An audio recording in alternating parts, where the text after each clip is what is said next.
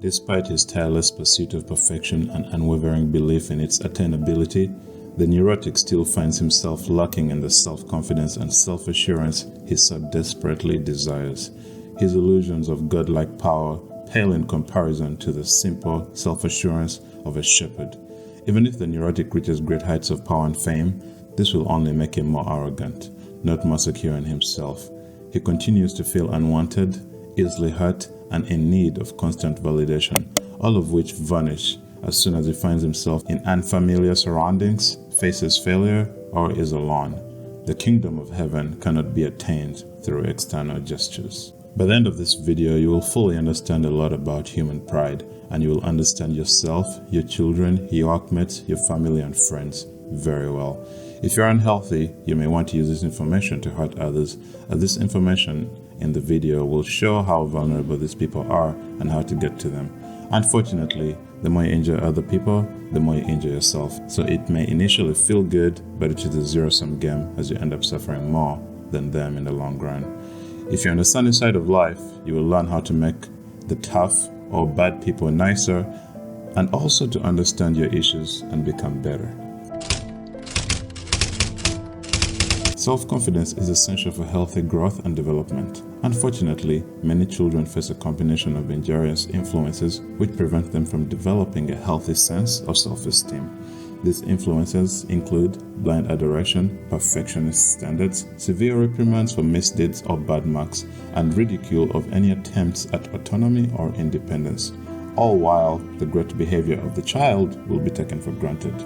All these factors, in addition to the lack of love and warmth and interest in the child, will give the child a feeling of not being worth anything unless he is something that he is not. These unfavorable conditions weaken the person at the core.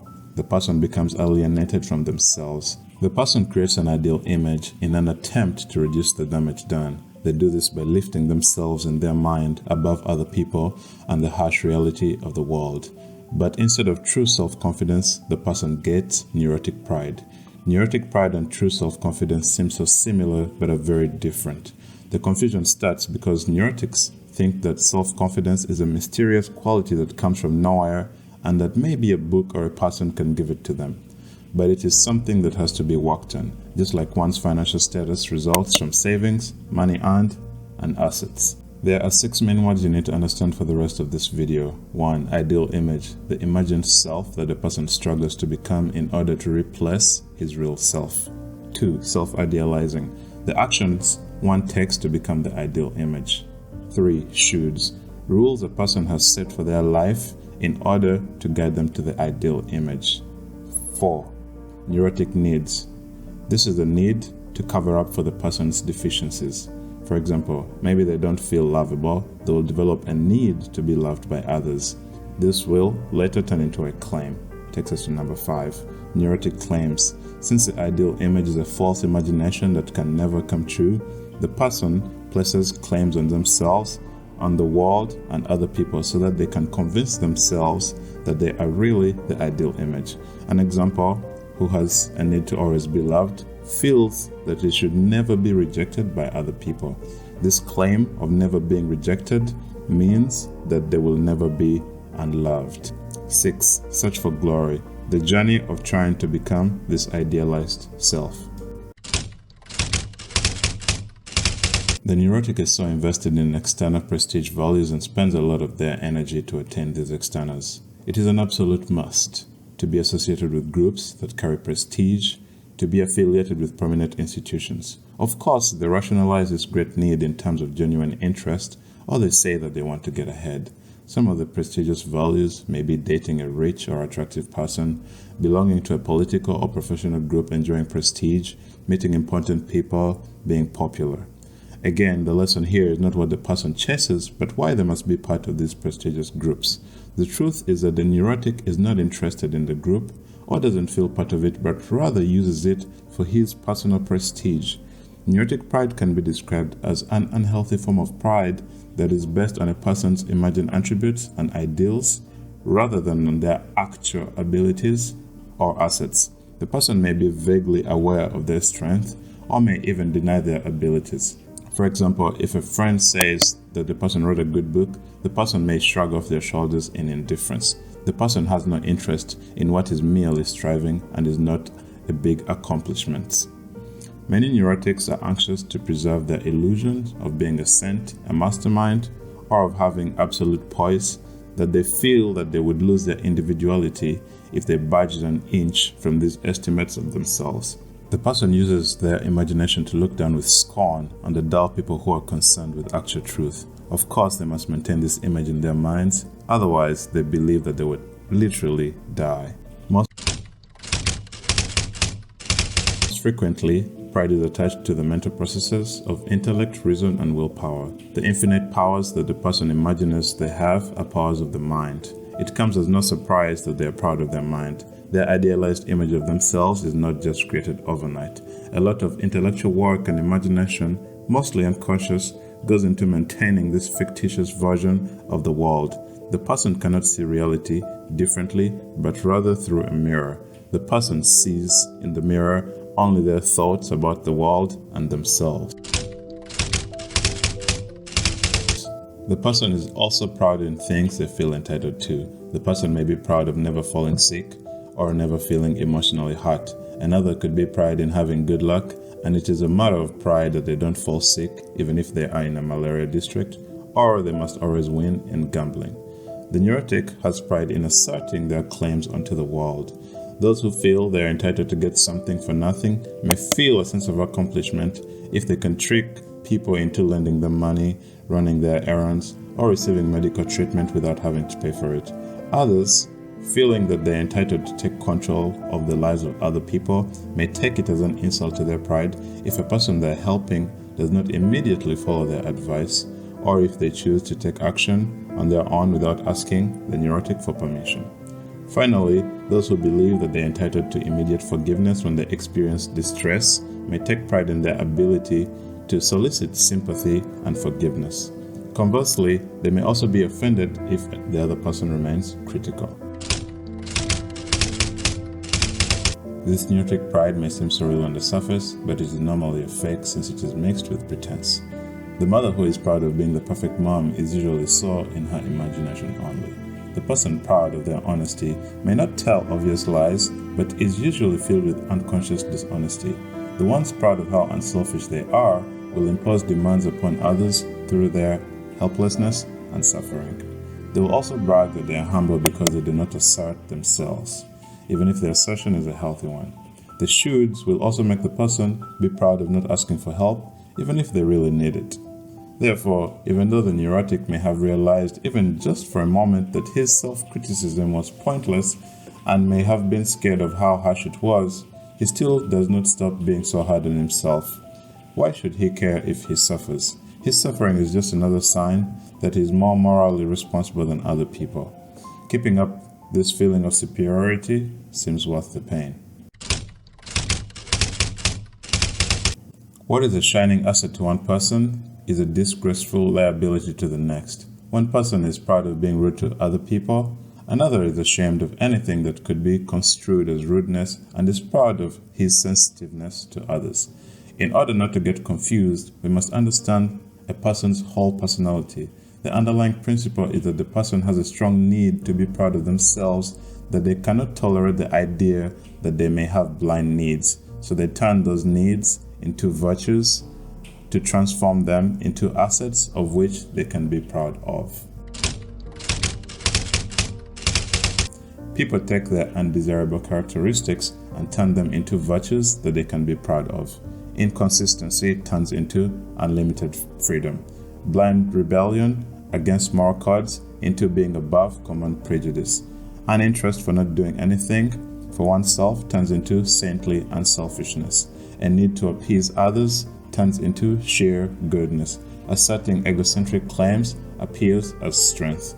These processes are mostly unconscious. The person is not true to themselves, but most times nobody knows it. As soon as we go off in the search of glory, we stop being concerned about the truth of ourselves.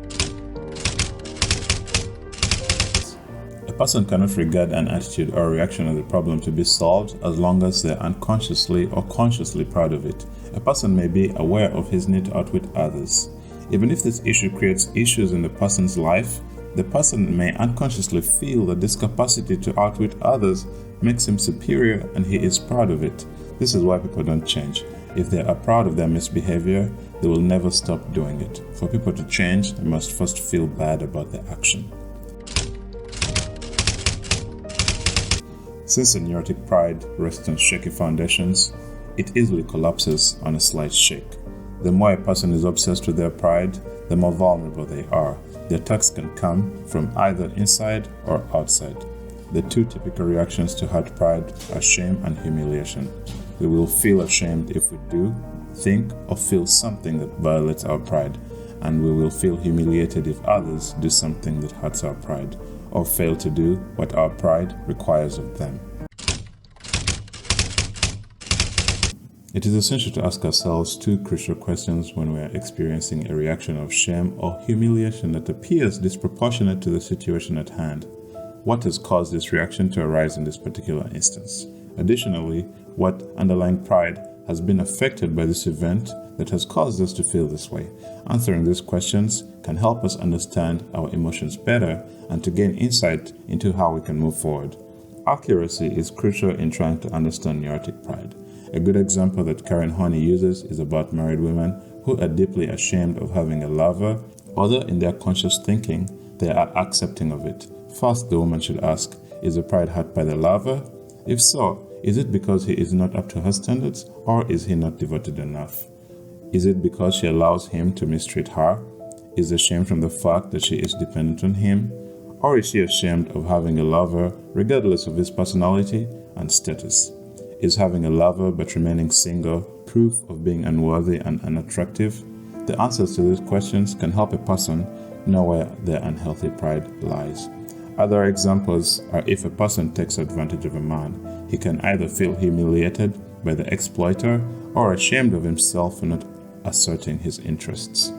If a comment in a discussion group or in the comment section is ignored, he may feel humiliated by these fools who don't understand him, or he can feel ashamed of his awkwardness. It is not merely the situation, but rather our neurotic needs that mostly determine our emotional reactions. People think it is natural to feel ashamed if someone is caught telling a lie, but some others actually feel ashamed by the one that calls them out. So after sensing humiliation or pride, we can easily discover our underlying pride and examine it. But some factors can make this discovery difficult. A person's pride may be vulnerable, but the person may not consciously express any feelings of hurt. There are four main reasons why. 1. Righteousness. Also, self-righteous people who believe that everything they do is right can cut off all feelings of shame in their mind so they never feel shame. 2. Shoulds. Some people are proud of being emotionless and so can never admit to feeling hurt. This type of person suffers a lot because not only are they hurt by actions of other people, but they are also hurt from the fact that they feel emotional pain since they have a should of being emotionless. 3. Transformation of feelings. Some people transform their heart and pride into other feelings. Example is if our husband or wife is not interested in us or is too busy with work and hobbies. We may only feel grief over unrequited love, yet actually it is our pride being hurt. Feelings of shame may be transformed into embarrassment or guilt. If a pretentious person is feeling guilty about a harmless lie, we can assume that the person is more interested in appearing honest than in actually being honest, and that the pride is hurt for not maintaining this saint-like image. 4. Secondary feelings. We may not consciously feel shame or guilt or any transformed feeling, but rather be aware of our reaction to the reactions of our pride being hurt.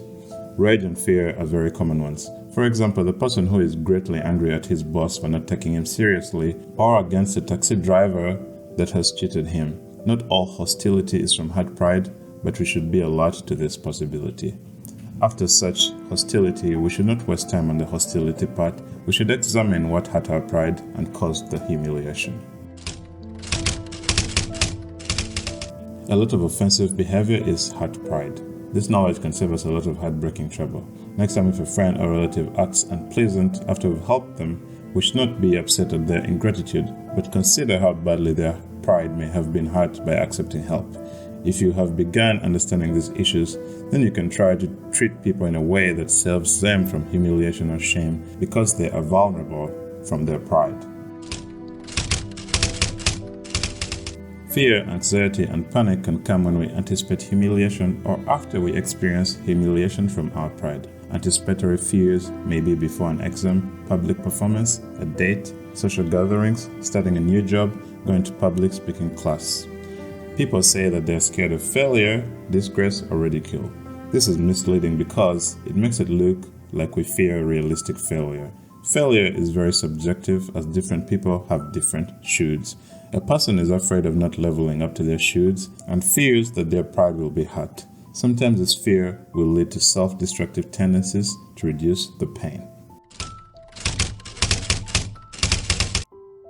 Some people feel rage or fear after their pride is hurt. Many people tremble, shake, or perspire when they see arrogant behavior. These reactions are a mixture of fear and rage. Sometimes fear may come after one feels ashamed, but will be experienced as something else. An example is when a person feels uncertainty or panic after they've acted timid, awkward, or offensive.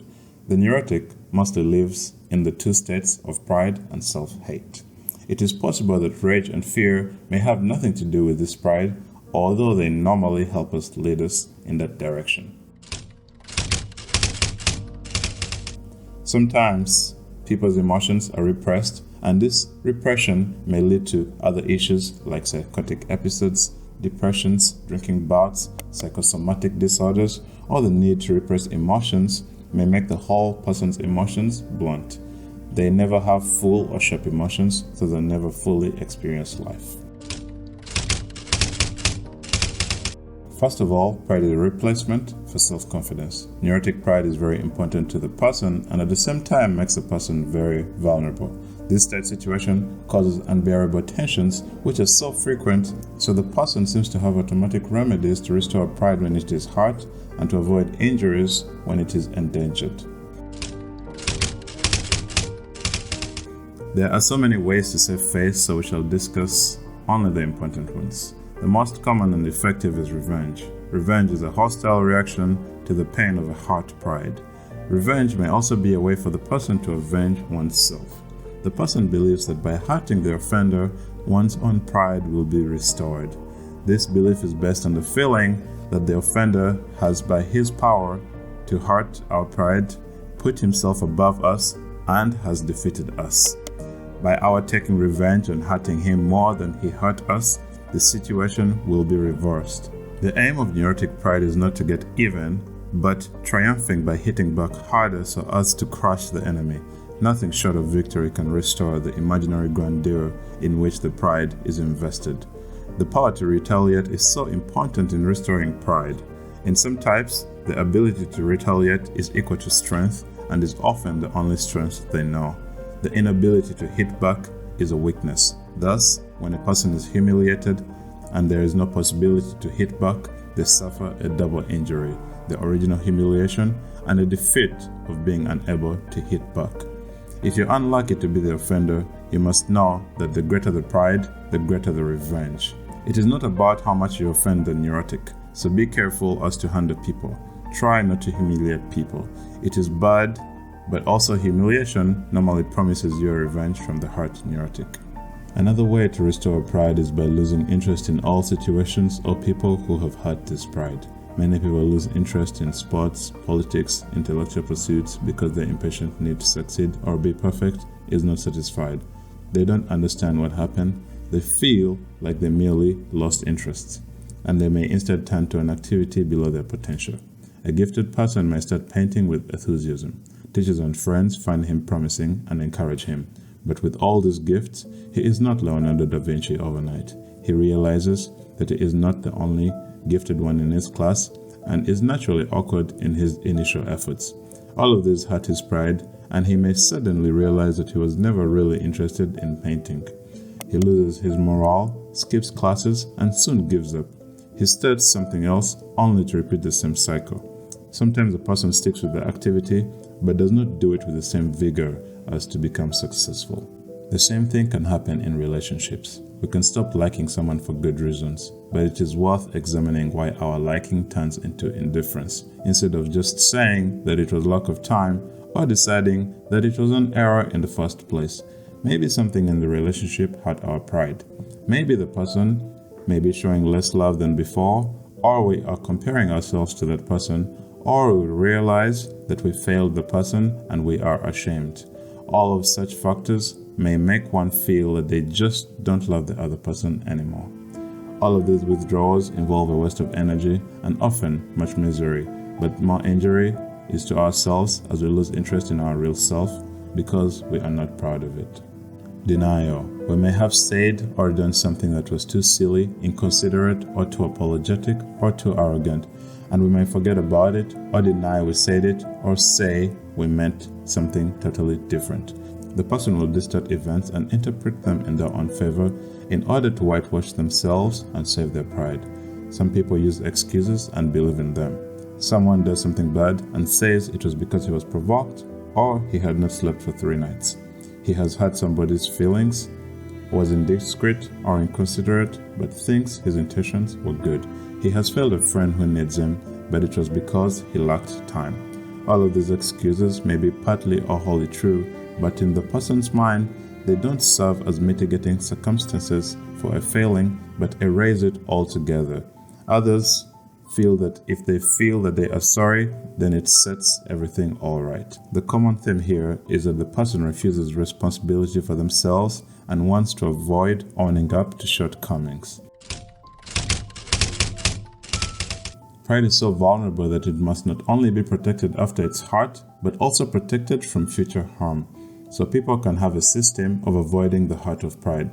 This is an automatic process and the person doesn't have to think about it, or they may not even be aware of it. This affects the person's activities and also relationships.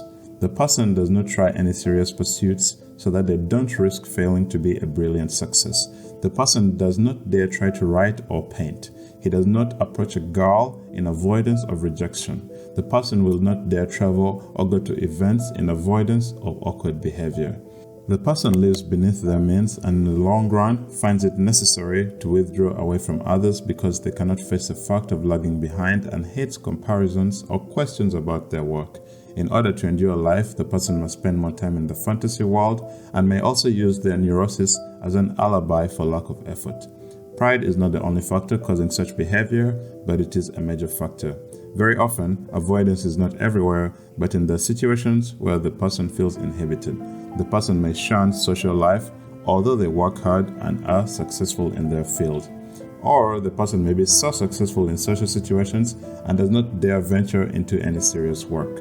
The person may be scared of getting emotionally involved with others out of fear of injuries to pride. In many examples, a person may be afraid of not being glamorously successful with the opposite sex. This fear can actually cause the person to dampen and crush their feelings of attraction to people, and so they avoid everything. Protecting pride, safety, and lack of effort. There are 2 major principles. One is safety by restricting one's life. It is safer to withdraw than to take the risk of exposing one's pride to injury. The second principle is it is safer to not try than to try and fail. This gives a stamp of finality because the person does not get a chance of overcoming whatever difficulties they have. Although this will hurt the person in the long run, the person is only interested in the immediate danger of trial and error. If they don't try at all, then it does not reflect on them, and they can always find an excuse of some sort. They can always think to themselves, I could have passed the exam if I studied more. I could have secured a better job or a wife if I had tried. If I applied myself to comedy, I would be better than Charlie Chaplin. Development of pride is a logical outcome. The person may first have harmless fantasies of being glamorous. The person then creates an ideal image of what they really are, what they could be, and what they should be. The person then whitewashes their real self and uses all their energy to become that ideal image. The person uses claims to assert their place in the world. This was spoken about in the past video. The person then uses should to drive themselves to the perfection of the ideal image and must develop private values of what to like and accept in themselves, what to forget about, and what to be proud of. Pride and self-hate belong together and are expressions of one process. This video is made from Chapter 4 of Neurosis and Human Growth by Karen Horney. The book is a difficult read for many, but the information is crucial for humanity.